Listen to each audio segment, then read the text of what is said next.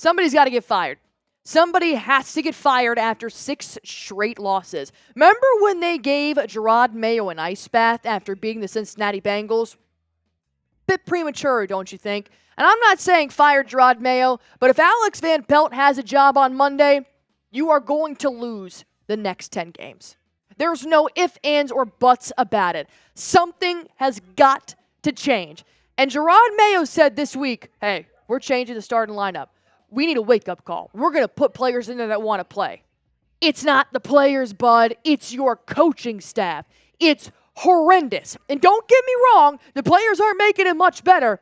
But my goodness, you just went up against the 1-5 Jags, and they treated you like the worst team in the NFL. Drake Maye had a great showing. 276 yards, 26 for 37. Did you know in the first half, he completed 12 of 15 of his passes? Since then, he went 5 for 10. That was before the stat padding. Why? Because Alex Van Pelt decided to stray away from the passing game and to go back to the ground game. There was less than 50 yards rushing again, the second week in a row for New England. Ramondre Stevenson was your top running back. 18 yards. That's with stat padding for 7 carries. Hunter Henry, thank God Hunter Henry showed up. 8 targets, 8 receptions, 92 yards. Look at the Jags. They look like the frickin' Chiefs out there. 193 yards, 15 for 20, 119 yards from Tank Bigsby, 89 yards from a rookie, Brian Thomas Jr. Disgusting is what that performance was. And at this point, what are you doing? Honestly, what are you doing? You're losing 6 games in a row. You have no momentum on either side of the football. There is no energy. There is no aggression. No team fears you. Should they tank? Is it at that point? I saw a comment on our live stream that says, why tank? We lose just as is. And it's unfortunate because I hate nothing more than coming out on these shows and feeling like this. I want to give you positive. I'm a very positive person. I want to give you positivity. But what is there to be positive about? Type Y for yes, type N for no. I'll tell you what there is to be positive about. The future of your franchise in Drake Maye. He continues to show out, man. He continues to show that he has the resources to be a great quarterback for this team. But he is being held captive in a play-calling bubble that is keeping him from being great. There were so many terrible calls running on a 2nd and 14, a failed tight end screen, negative yards, not being able to get past the line of scrimmage. And I will be honest, there were a couple of overthrows, but that's okay. He's still a rookie. But almost 300 passing yards in probably one of the worst offensive play calls I have seen for the Patriots yet. That says something, man. And when it comes to the offense, I mean, look at the rushing. What? You averaged 1.9 in week 6. You're averaging 2.5 in week 7. Who fears that? This is a field day. For any rush defense and pass rush that is struggling, they get to thrive against the Patriots right now. And that's what's really unfortunate, man. Time of possession, 26 minutes. Thankfully, 0 turnovers, which is great, but you didn't have the ball enough really to even turn it over. And I will be honest, Drake Maye got out of not 1, but 2 dropped interceptions that would have been a game changer for the Patriots as well. Overall, the offense it's still struggling to get the bare minimum.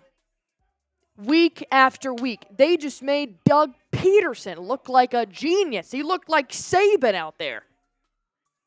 And we haven't even gotten to the defense yet.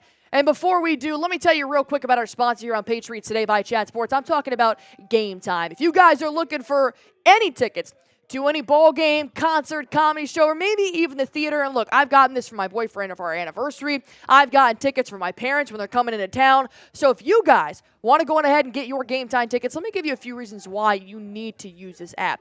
Number one, I love the fact that it's all in pricing. I love that there are no surprise fees at checkout. Your total up front is a total that will hit your bank account. And the seat views. You get a panoramic view from your seat in the app before you buy, making sure you're not near a restroom, making sure you're not behind a pole, making sure you've got the seats that you want before you buy your tickets, and always lowest price guaranteed. Look, I love saving everything. I love saving $1. I love saving $2. And I love the fact that I don't need to hop from app to app to figure out which deal is going to be best, because I know Game Time's got it already.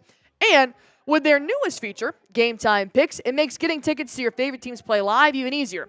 Game Time Picks filters out the fluff to show you only incredible deals on great seats, so you don't have to waste time searching through thousands and thousands of tickets. Download the Game Time app, create an account, and use code CHATSPORTS for $20 off your first purchase. Terms apply. Again, create an account, redeem code CHATSPORTS for $20 off. Download Game Time today. What time is it? Game time. I can't, dude. I can't. You let the Jaguars, of all teams, gain this much on offense. And you were supposed to be a top 10 defense this year, and you have fallen to the bottom of the 20s. It is missed tackles. And what's very frustrating is it's the lack of tackles. You can wrap up as many players as you want, but if you don't physically take them to the ground, it doesn't matter. Do you know how many times Tank Bigsby got to run up the middle, play after play after play after play, first down every single time? This is the backup we're talking about here. And I know Bigsby has outshined Travis Etienne, but guess what? That's not saying much. 120 yards on the ground. They had a season-high rush attempts. 26 carries alone from Bigsby and 2 touchdowns? What are we doing, man? Where is the run defense? I knew our pass rush was struggling, but now you can't tackle a running back like it's your job? Come on, man. I mean, it was a moment. They went for a 11-and-a-half drive. An 11-and-a-half-minute drive. What are you stopping at that point? Not to mention the rookie, Brian Thomas. Wait, this isn't.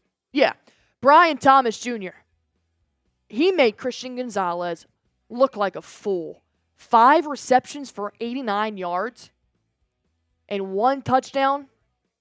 He had a phenomenal catch, man. Phenomenal catch, actually, right back shoulder pass with Gonzalez wrapping him up. And he caught it right in between, that slit in between his 2 arms. It was beautiful. Gonzo couldn't have done much on it.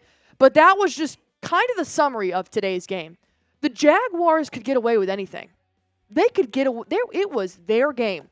And the Patriots had no response. Not one. And that's starting to become a reoccurring theme. You know Halloween's right around the corner? That's the scariest thing about this month. And unfortunately, nothing's changing. But the good news is that we are here through thick and thin. And if you're feeling the exact same way I am, and I'm really trying not to be a Debbie Downer, I promise I'm not. I don't want you to just log on here, watch this video, and be like, Allie has nothing nice to say. There's a reason for that. But I will be here every single week, every single Sunday, watching the Patriots progressively not change anything. And if you guys are feeling the same way, we crack open cold ones, and we suffer together. Hit that sub button for me. The only bright spot in the passing game was Hunter Henry. And I want to say that it was Demario Douglas, but he popped off in the first quarter. And then he ended up being questionable to return because he felt very sick. He woke up sick, but he still continued to play. But it's not Pop's fault because Alex Van Pelt doesn't go to Pop. He had 3 targets. He had 2 receptions in the first quarter, and he was moving the chains, and he looked great, and the connection was there, and the momentum was flowing, and they stopped. None in the second quarter. None in the third quarter. If Demario Douglas is going to be your top receiver, why aren't they throwing it to him? Have you ever seen Have you ever seen Jared Goff go more than one drive without throwing to Amon-Ra St. Brown? Have you ever seen Sam Darnold go more than one drive without at least targeting Justin Jefferson? Why are we taking our top receiver out of the passing game? Make it make sense to me, honestly. Because Hunter Henry, thank God for him, because his height is what's been helping Drake Maye move the ball upfield with his 8 receptions for 92 yards. He has not had this much action since week 2 when the Patriots lost in an overtime by 3. I'm starting to really wonder what is going on in Alex Van Pelt's head. And if he doesn't get fired, you can expect 10 straight losses. And that's a harsh reality that I think the Patriots will face. I may be alone in that situation, but I have seen signs of growth with Drake Maye at quarterback, and then I have seen 9 steps back with Alex Van Pelt. And it's frustrating year in and year out. Whew! All right, that's my rant. That's my instant reaction from watching 4 quarters of that horrendous game. That game and the Dolphins game should have been wins, and you shot yourselves in the foot. And I just can't do anything else about it anymore. Grade the Patriots today. A, B, C, D, or F. A D. Flat D. A flat D. I saw some good from Drake Maye. I saw some good from Demario Douglas.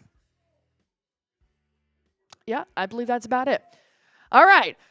Let me know what you guys think in the comment section down below. And as always, we gained over 500 subscribers in week 7. Thank you guys so much for sticking with us. I know it's tough to watch sometimes, but this is our team. This is who we love. And as always, go Patriots.